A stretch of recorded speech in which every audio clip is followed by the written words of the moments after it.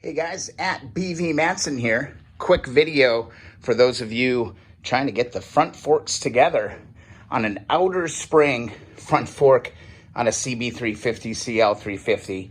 All right, I'm going with the Gators on this, and we got one done. And there are a couple tricks to it. No joke. There are a couple tricks to it. Look at how nice that reflector shined up. That looks almost beautiful, almost brand new. Let's get to it, guys. This should be a pretty quick video, hopefully. All right, first step here. We're gonna get the painted parts out of the way so we don't drop anything on them, of course. And we're gonna go straight to our first sanction tube here, all nice and polished up. I'm absolutely loving it. And the first thing we've got to install and pretty much kind of just clean up just a little bit is this kind of inner guide. I'm not sure what it's actually called, but it's just a guide of some sort. And it actually gets bolted in from the bottom here using one of these longer screws with the little copper washer, all right?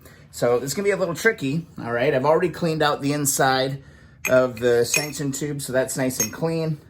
Found it pretty easy just to kind of put it on your ring finger or whichever finger kind of works the best for you. Kind of get up in here, try and show you. You just want to align it. Get it kind of close to where you need it to be. Oh, it's a little bit of a jigsaw puzzle, guys. It's a little bit of a stretch. Man, I need this middle finger here. Let's give this piece the middle finger here. And we're gonna line that up. Oh, I almost had it. That is tricky. You know, in retrospect, you probably don't even need to take these out. But there I've got it kind of set in place. Don't know if you can see, but it's kind of lined up. So I'm going to go ahead, put just a little bit of anti-seize lubricant on this bolt. And of course I moved just a little bit. Okay, I got to get this lined up, get this bolt in there. All right, finally got it in there. Finally got it, man. This is actually the trickiest part of this whole operation is getting this back in. So I just got my JIS bit on my torque wrench, holding it with my finger on the inside. I'm just going to tighten this up, get it snug, okay? And then what I would do is just grab your impact, all right? And just give it a couple smooth tightens. Don't have to go crazy, but just snug that bad boy into place. Now we're ready. Start putting things together. All right, first things first, what we're gonna do is we're gonna grab our sanction tube, and then we're gonna grab our main rod here. And we're gonna insert this, basically just lines up. That pipe inside there goes inside the pipe here, just like that. And that all pulls together. You might have to grab a screwdriver, push that down in there just a little ways. And then what you're gonna do is get your seal ready. Now I've got my seal already kind of pre-soaking a little bit in some fork oil, just to lubricate it because we do have to slide this on, okay? So basically you're gonna look at your seal, there's gonna be some small grooves on one side, kind of in the middle, and then it's gonna be flat on the other side. The little grooves are actually gonna go down. So what we're gonna do is we're gonna grab our pipe, I'm gonna take it, it's nice and lubricated, and we can slide this on, okay? Just like that. And we can kind of push it into position here just a little bit. Next, give the hands a little wipe. And then what we can do is we can install the seal. And on this one, it's a little bit different than the 72 that we worked on. This is just gonna be a pressure fit down below. So just give this a nice snug push down into position. I'm using a really dull, kind of a flat screwdriver. And it's just gonna shove in there and it's gonna go home. It's gonna find its kind of perfect little spot to reside. Just wanna be careful not to hit it in there. I hope you could hear that, but it totally just went home just like that. Some of you may have a spacer underneath. So pay attention when you're taking it apart, just to make sure that there's not a spacer in there. Next thing, you grab a big washer. Big washer goes on. That's gonna go flat down on top. And one thing to look for here, let me see. Let me get you a little bit better look. You want to make sure that that washer or that spacer, you have proper placement so that your snap ring can go in there really, really easily. All right, you're gonna know you're in a good place when you put in that final top washer, and just above that, you're gonna be able to see that groove. See that groove back in here? That's where your snap ring is gonna go. You just want that to be nice and tight up against that washer. All right, next step, guys, is to get your snap ring pliers and your snap ring. And basically, you're just gonna take that snap ring, you're gonna slide it onto here. It's gonna drop in, okay? It's not gonna go all the way on because we need to actually compress this just a little bit. So we're gonna grab it on one end, grab it on another. Whoops, oh, I had it. Grab it, and push that thing into position. You might need a little screwdriver to give the other end of it a little push into position. Once you get it into place, you're gonna push it and you're gonna hear that snap. Hear that snap? That's what you're looking for. Make sure that it is seated all the way around. And there we go. That seal is in, and we're ready to move on to the next step. All right, with the seal in place, we just need to get our spring going. Here's your spring. Do not forget the little plastic sleeve that goes in there, okay? It's gonna slide on there just like that. And then on these front forks, you're gonna need a little piece that looks something like this, right? Little metal piece. It's gonna come in and crown on top of that. Now your next step is to take a look at your boot, and you're gonna have kind of a longer end and kind of a short end. Short end on these is up. Your long end is actually going to be going down. So your boot should go on relatively easy once you get past that top seal. And it should just pull on, okay? So just kind of finesse it, give it some pushes, give it some twists, and it should be able to go on. There we go. Boop, boop, boop. And then you want to be careful, just stop right here because that boot should hold perfectly at that top of that little cap that we put in there. Now, from here, we can actually get this boot over on this. And I just need to find a small screwdriver. These ones are really nice and pliable. So I'm just gonna kind of get an end underneath. Let's get it kind of pushed on there. And once you get some action on it, you can kind of get a screwdriver underneath and start to pull this all together. If these are new boots, so they're conditioned really, really well. If you've got old boots, you might have to get the heat gun out and do just a little bit of friendly persuasion. My hands are super greasy right now. There we go. And that's just gonna pull it. Now look at this groove. See this groove right here? Just gonna push that on until this piece clips into here. There's actually just a little ridge that is gonna catch on to. So that's the assembly part right here. Now it's a little bit tricky to get this thing onto the bike. So let's go back to the bike. It's gonna be kind of tough to give you a good look at everything that's happening here. I can actually, if I pan you up a little bit more, you might be able to see just a little bit better. Do not forget this little decorative chrome ring. That's gonna be a piece that you're gonna wanna get in place underneath, okay? It's gonna be underneath your fork ear when you start putting this stuff together, okay? Now, the thing that I found was the easiest, honestly, was just to remove your top yoke. That way, whoops, I'm dropping stuff all over the place. Just remove your top yoke, and then that's gonna give you a little bit of flexibility in how we actually build this out. So I'm actually gonna remove this one as well, now that I got it in place.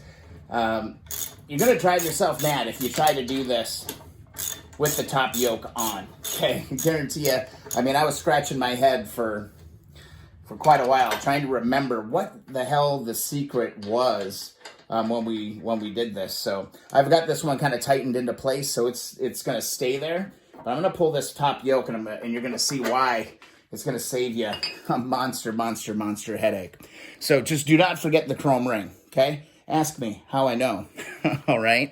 The other thing to note is to look at your forks to determine which side they're gonna go on. If both the holes are the same size on one fork, that's going to be your right side fork. Now, if I go down and I look at these, see how this one's much bigger and this one's much smaller? This one's for your brake stay, okay? So your brake stay is always going to be on the left. So that's kind of an important little detail to remember. All right, how I got this to work out was I grab the pipe and I take my decorative ring. The curved end actually goes down on top of the boot, just like this, okay? So it's actually the smooth, sharp side is actually going up, okay? And it should fit on there pretty well. Next thing you want to do is you want to extend your shock as far as you can get, or extend the fork as far as you can get it. Make sure that you clean out any passageways and then slowly start to insert this. The tricky part, the reason why I took the top yoke off is because as you're doing this, the fork is naturally going to want to, you know, it's going to want to contract on you, and you're not going to be able to get it into place. So right now I've got it in. I'm just going to let it sit here just for a second. Now what I'm going to do is, let's see, how did I do that? I wanted to make sure that I can grab this and make sure that it is fully extended as we move this up into position, okay? So just like that. Now I'm going to grab my top yoke, put that into position. See how that wanted to move on you? Now what I'm going to do is I'm going to get it into my top yoke from this point first. And basically all we're trying to do right here is to just get it in position and get it kind of locked in, okay? So I'm going to take that, drop that, and right now I'm just going to replace one of these bolts, and I'm going to tighten it up to make sure that it's in the position that it needs to be, because this will kind of naturally kind of suck all the parts together. So if we can get it kind of locked into where it needs to be, we're going to be in really, really fantastic shape to go ahead then and lock this into position. And now what I can do is I can come back and I'm going to take, let me get you panned up here. It's a tough shot on a horizontal screen, man. I'm going to pull this the top plug now that I know that that's all in position. I'm good to go. And then you're going to see how this makes it so much easier to deal with, okay? This is the secret, as far as I can tell, is kind of swapping in and out of your front yoke so that you can get these other pieces into position. All right, so let's pull this thing off. And we're going to take this off. Just lift it up, okay? Pull it off. Next thing you're going to do is you're going to grab your fork gear. I love this color.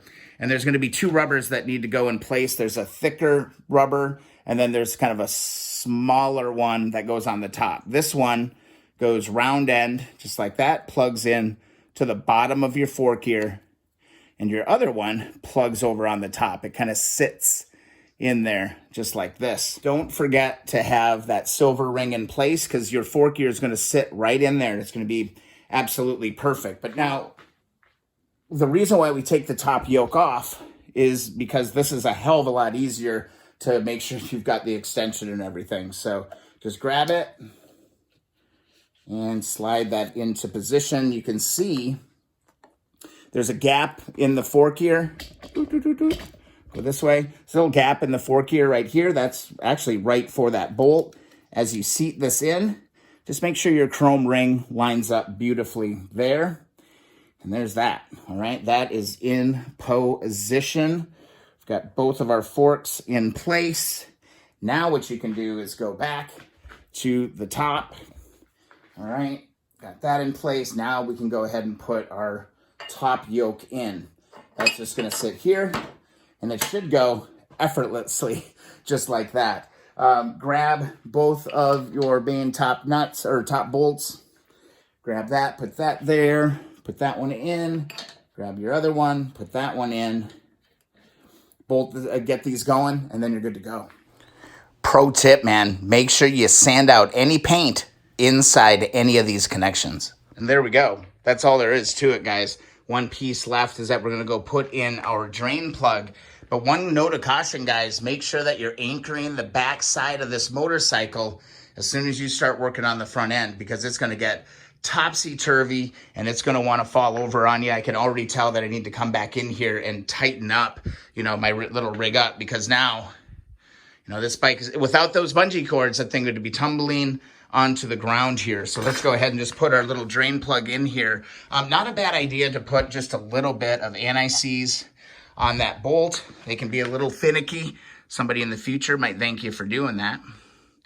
And then we can just grab this. Don't forget that little copper washer that goes on there as well. And that's going to be just a small little 10 millimeter.